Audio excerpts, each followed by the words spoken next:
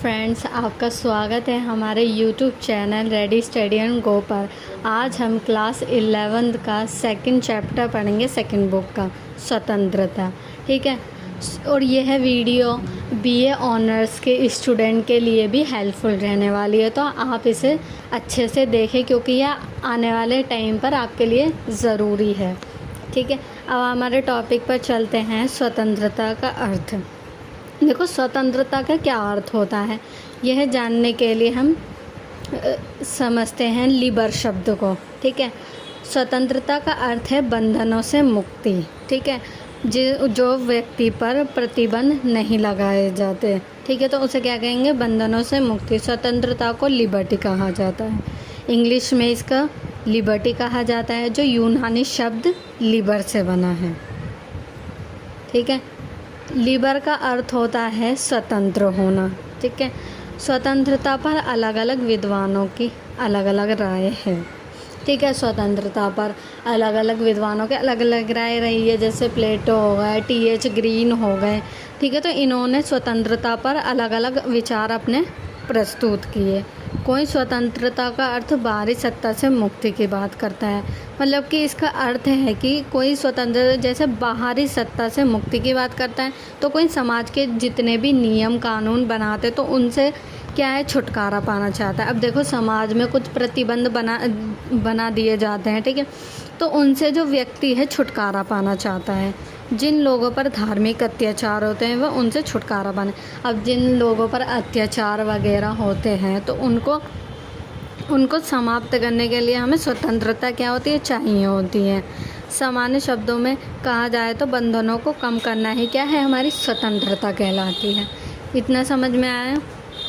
अब स्वतंत्रता पर परिभाषा जो है अलग अलग विद्वानों ने अलग अलग रूप से दी गई है। लास्की के अनुसार स्वतंत्रता का अर्थ, स्वतंत्रता से मेरा तात्पर्य उन सामाजिक शर्तों पर लगे प्रतिबंधों के अभाव से है।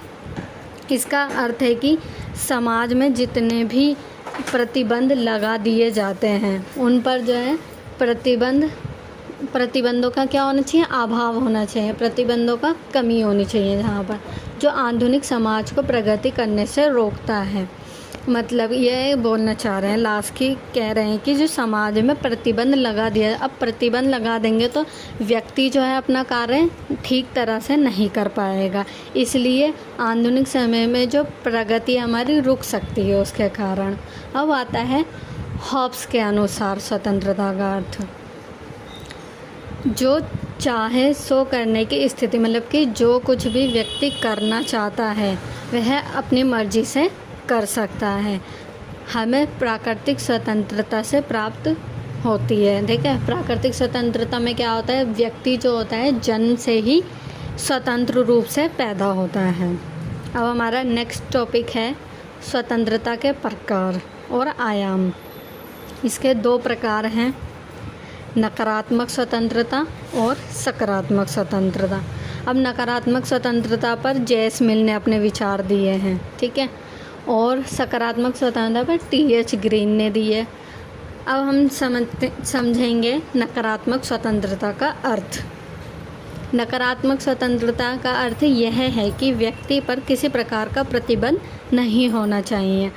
अब नकारात्मक स्वतंत्रता क्या बताती है, व्यक्ति पर जितने भी प्रकार के प्रतिबंध लगाए गए हैं उन पर प्रतिबंध का अभाव होना चाहिए और व्यक्ति जो है अपनी इच्छा अनुसार कार्य करने की छूट हो।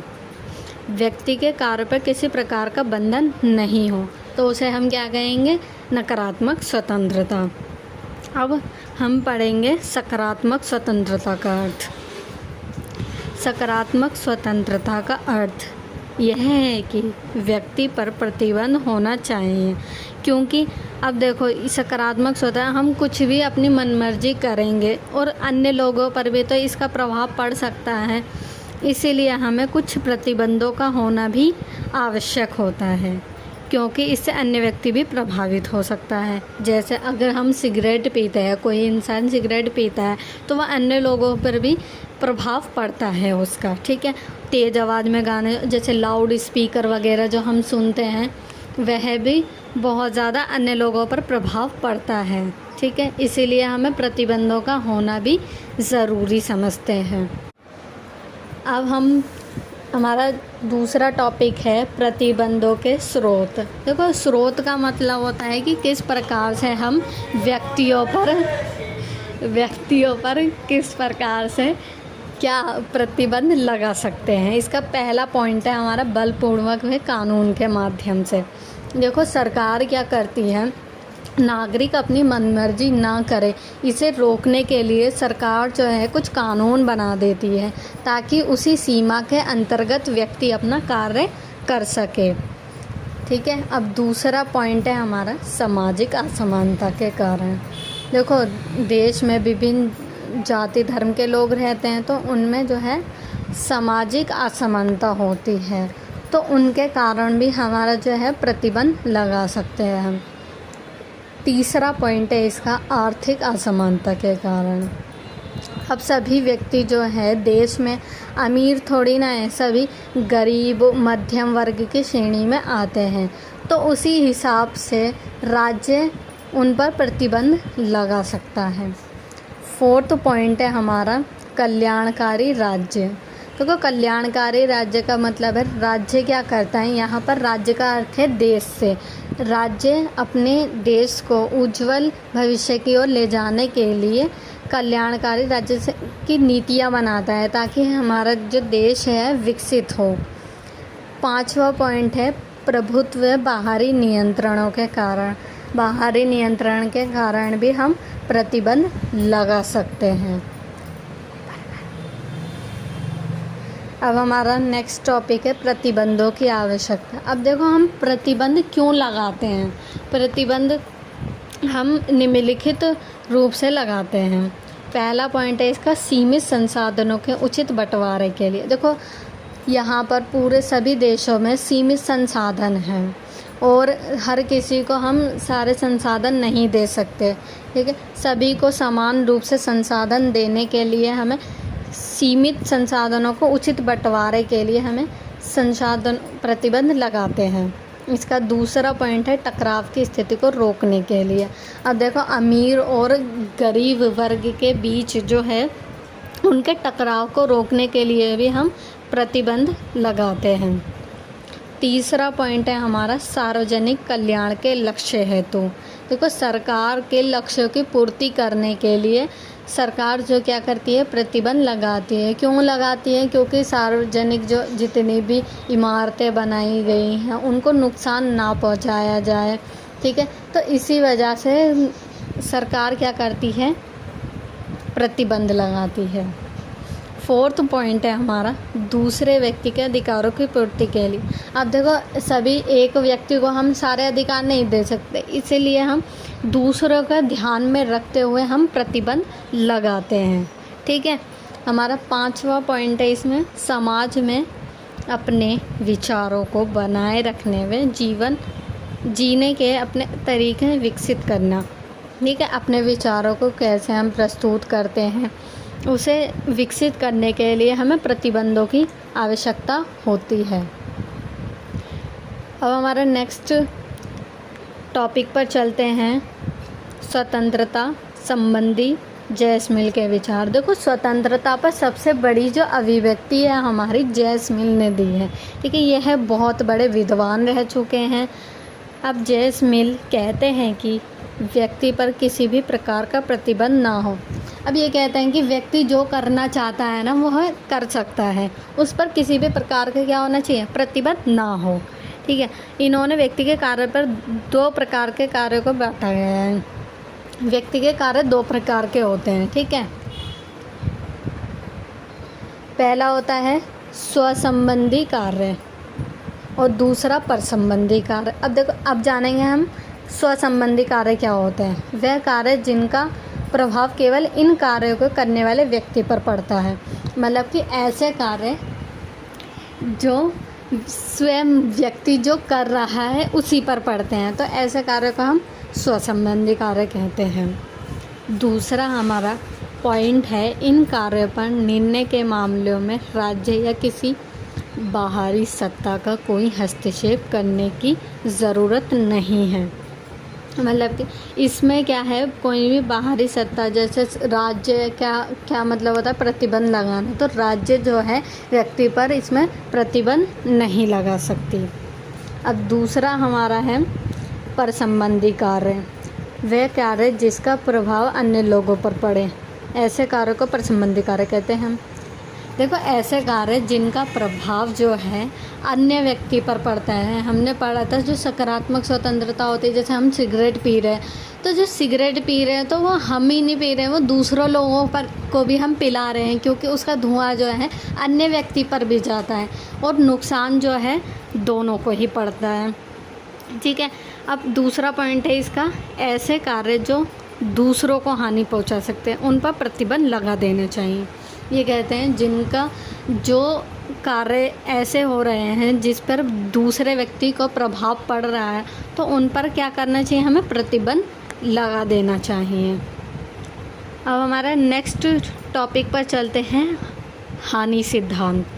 हानि सिद्धांत का अर्थ है पर संबंध कार्य से किसी अन्य को हानि हो सकती है। ठीक है, हमने समझा था कि पर संबंधी कार्य से किसी अन्य व्यक्ति को हानि हो सकती है। कैसे हो सकती है, जैसे सिगरेट पीने, लाउड स्पीकर हम चला रहे हैं, तो इससे क्या हो रहा है, दूसरे व्यक्ति भी प्रभावित हो रहे हैं। इस कारण से उस पर प्रतिबंध लगाया जा सकता है। राज्य किसी व्यक्ति के कार्य व इच्छा के खिलाफ प्रतिबंध लगाने का उद्देश्य किसी अन्य को हानि से बचाना होता है। ठीक है, राज्य क्या करता है, इसी वजह से अन्य व्यक्ति को नुकसान ना हो, इसी वजह से वो प्रतिबंध लगाता है। अब हमारा नेक्स्ट टॉपिक है अभिव्यक्ति की स्वतंत्रता। तो अभिव्यक्ति की स्वतंत्रता का मतलब होता है हम पर जो भी व्यक्ति है अपने कार्य को, अपने पेशे को खुद स्वयं चुन सकता है। ठीक है, अभिव्यक्ति की स्वतंत्रता से अभिप्राय है कि बिना किसी सीमाओं, ठीक है, प्रतिबंधों अथवा सेंसरशिप के विचारों की अभिव्यक्ति करने, बोलने, लिखने का अधिकार अभिव्यक्ति की स्वतंत्रता कहलाता है। देखो, सीमाओं के अंतर्गत रहते हुए और प्रतिबंधों के बिना, सेंसरशिप का मतलब होता है जो प्रतिबंध हमारे ऊपर लगा दिए जाते हैं, ठीक है, उसे ना लगाते हुए हमें अभिव्यक्ति की स्वतंत्रता वो कहलाती है। इसमें हम बोल सकते हैं, अपने विचारों को एक दूसरे की ओर बता सकते हैं, लिखकर, लिखित रूप में या बोलकर हम एक दूसरे के विचारों को अभिव्यक्त कर सकते हैं। इसका दूसरा पॉइंट है, जेम्स मिल ने अपनी पुस्तक ऑन लिबर्टी में अभिव्यक्ति की स्वतंत्रता का वर्णन किया गया। ठीक है, इसमें जेम्स मिल ने, मैंने बताया था कि जेम्स मिल ने बहुत बड़ी अभिव्यक्ति स्वतंत्रता पर दी और इन्होंने अभिव्यक्ति की स्वतंत्रता के बारे में भी वर्णन किया गया। अब हमारा नेक्स्ट टॉपिक है स्वतंत्रता के प्रकार। तो प्राकृतिक स्वतंत्रता। प्राकृतिक स्वतंत्रता का अर्थ होता है हमें जो व्यक्ति को जन्म से ही अधिकार प्राप्त होते हैं, ठीक है, तो उसे हम प्राकृतिक स्वतंत्रता कहते हैं। इसमें व्यक्ति जो है अपने कार्य को स्वयं कर सकता है, ठीक है, पैदा होते ही उस व्यक्ति को यह अधिकार प्राप्त हो जाता है। दूसरा पॉइंट है हमारा व्यक्तिगत स्वतंत्रता। देखो, व्यक्तिगत स्वतंत्रता में आता है, देखो व्यक्तिगत स्वतंत्रता का अर्थ होता है जिसमें व्यक्ति स्वयं के लिए जो कार्य कर रहा है उस पर प्रतिबंध नहीं होने चाहिए। अब जिन ऐसे कार्य जिन पर अन्य लोगों पर प्रभाव पड़ सकता है उस पर प्रतिबंध लगा देना चाहिए, तो यही व्यक्तिगत स्वतंत्रता कहलाती है। अब हमारा तीसरा पॉइंट है राजनीतिक स्वतंत्रता। देखो, राजनीतिक स्वतंत्रता का अर्थ होता है जब नागरिकों को देश में राजनीति में भागीदारी की सुविधा हो, राजनीतिक स्वतंत्रता कहलाती है। जब राजनीति में लोगों को भागीदारी देते हैं तो उसे राजनीतिक स्वतंत्रता कहते हैं। किसी भी लोकतांत्रिक देश में राजनीतिक स्वतंत्रता का महत्व अधिक होता है, ठीक है। यहाँ पर लोग अपनी बात को कह सकते हैं, चुनाव लड़ सकते हैं, वोट डालने का अधिकार हमें राजनीतिक स्वतंत्रता के अंतर्गत ही आता है। हमारा 4th पॉइंट है आर्थिक स्वतंत्रता। देखो आर्थिक स्वतंत्रता, आर्थिक रूप से हमें पता चल जाता है कि हम पैसे की संबंधी बात कर रहे हैं इसमें, ठीक है। आर्थिक स्वतंत्रता से तात्पर्य राज्य के सभी व्यक्तियों को, ठीक है, राज्य में जितने भी व्यक्ति रह रहे हैं उनमें न्यूनतम आवश्यकताओं की पूर्ति करने से है, ठीक है। राज्य में जितने भी व्यक्ति रह रहे हैं उनकी जो न्यूनतम आवश्यकता होती है, देखो न्यूनतम आवश्यकताएं जैसे रोटी, कपड़ा, मकान, नागरिकों को यही चीज़ चाहिए होती है, ठीक है। इन्हीं सभी की पूर्ति के लिए हमें आर्थिक स्वतंत्रता मिलनी चाहिए। इसका अर्थ यह हुआ कि सभी लोगों के पास काम करने का अधिकार होता है। अगर किसी देश में देखो राजनीतिक स्वतंत्रता है और आर्थिक स्वतंत्रता का अभाव है तो राजनीतिक स्वतंत्रता का भी कोई अर्थ नहीं होगा। यह आपका चैप्टर समाप्त हो जाता है। आई होप ये आपको पसंद आई होगी वीडियो। इसे ज़्यादा से ज़्यादा शेयर करें, लाइक करें और कमेंट करें। धन्यवाद।